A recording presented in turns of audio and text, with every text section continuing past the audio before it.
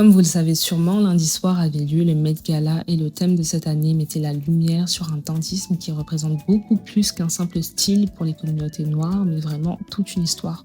Une résistance par l'habit qui ne s'est pas seulement faite aux États-Unis, mais aussi à des milliers de kilomètres de là, au Congo. Et les sapeurs sont les héritiers directs d'un dandysme né dans un pays meurtri par la colonisation.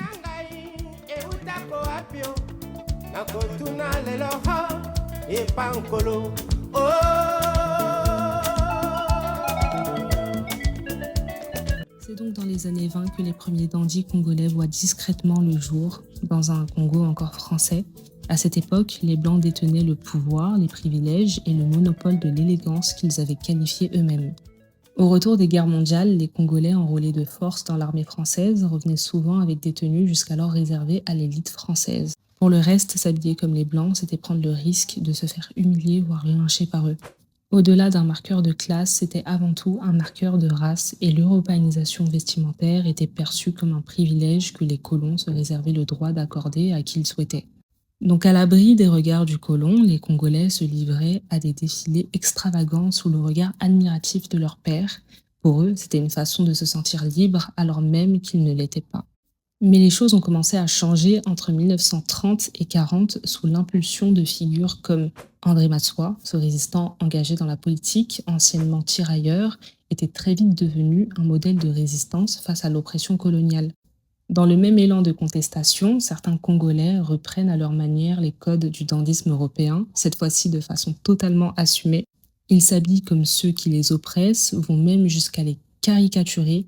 Ils exagèrent leur démarche, leur posture et leur style dans le seul but de les provoquer. Derrière cette extravagance se cachait un besoin vital pour eux de s'affirmer et se dresser contre l'ordre établi. C'est alors que dans les années 70, quelques années après l'indépendance des deux Congos, que la SAP, Société des ambianceurs et des personnes élégantes, voit enfin le jour, popularisée par Papa Wemba à travers sa musique. Plus que des vêtements, c'est devenu une philosophie, presque une religion, qui s'est propagée dans toute l'Afrique subsaharienne. Ce mouvement devient alors une ode à l'amour de soi, comme une revanche face à des années d'humiliation et de haine gratuite. À travers ça, ils refusent la misère comme seule identité et redonnent du sens à leur existence. Tout à fait, je dois me distinguer des autres, parce que pour moi, exister, c'est être perçu et percevoir.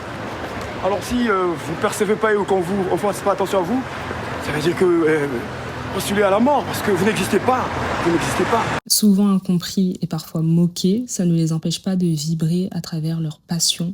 Dans un relativisme fou, ils nous montrent que ni la guerre, ni la pauvreté et la faim ne peut arrêter un sapeur. Et c'est peut-être là la clé du bonheur finalement. Le Met Gala n'a peut-être pas pensé à eux cette année, mais nous, on sait déjà que la vraie haute couture vit dans les rues de Brazzaville et Kinshasa. C'est tout pour moi.